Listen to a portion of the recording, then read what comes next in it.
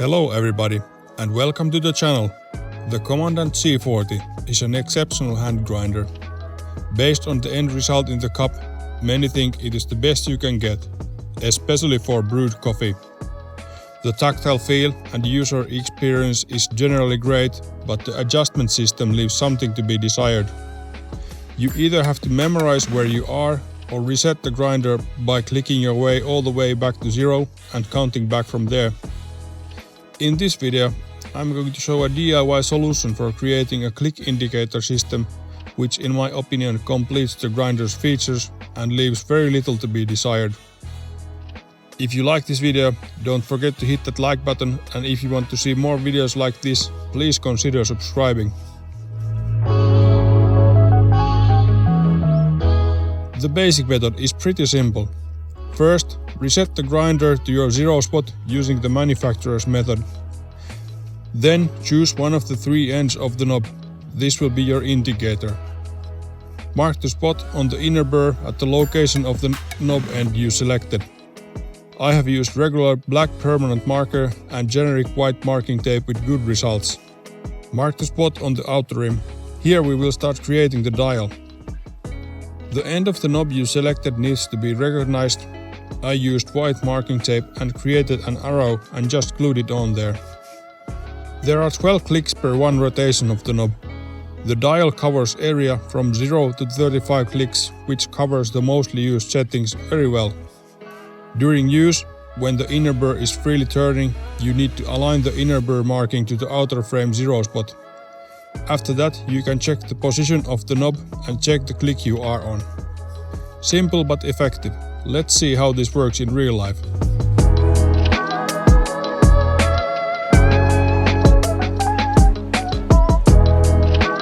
Here is the first proof of concept on the actual grinder.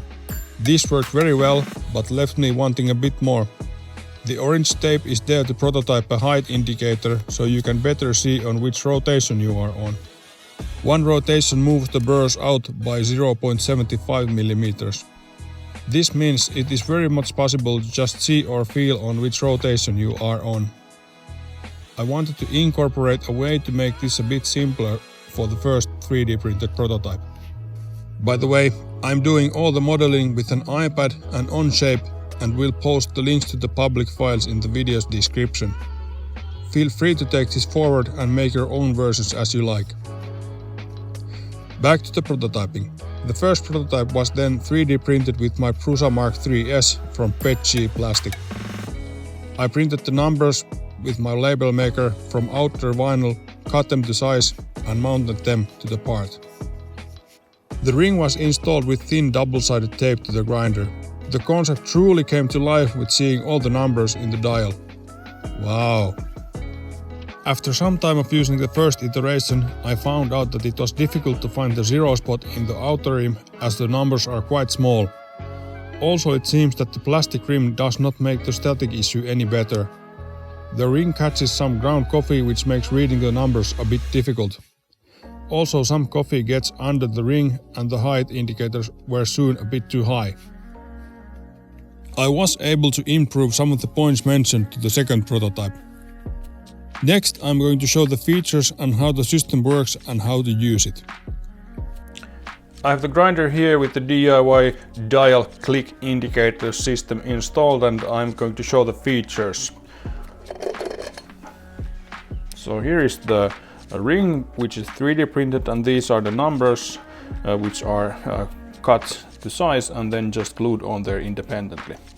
And this is the marking on the inner burr.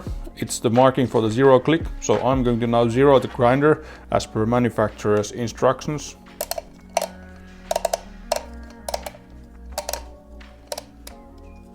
So that's my zero click.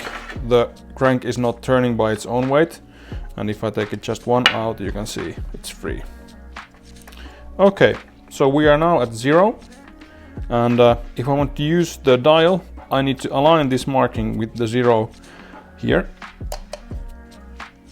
And here we have. So now we are just 2 clicks open, so 0, 1, 2, and if we go open here, now we are 11 clicks, and 12 clicks is one rotation, and you can see the burr gap, it's 0.75 millimeters. And after this we move to the second row, so 13, 14, 15, 16, and then if we go over 2 rotations we move to the third row, so 25 up to 35 clicks. And if I would now put this in the random setting, so I will just crank this around a bit. So I'm somewhere now and I want to know where I am. So first I need to check how open the burr is, and I can feel that this is the marking for 1, so I'm over that. This is marking for 2, I'm over. Actually it seems that I'm exactly at 2 rotations, so this means that I'm 24 clicks.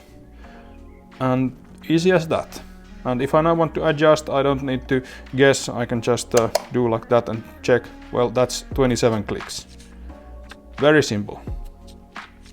And everything works normally. The glass jar and everything screws on nicely, even though it's there's 1 millimeter thickness there, but it doesn't disturb that.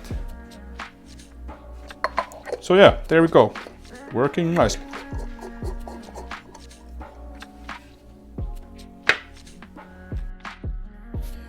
So now, after weeks of usage, my opinion is that the original DIY improvement goals have been met. I do not need to guess where the grinder is, just simply check this from the dial. This, though, does not mean that there wouldn't be a lot to improve.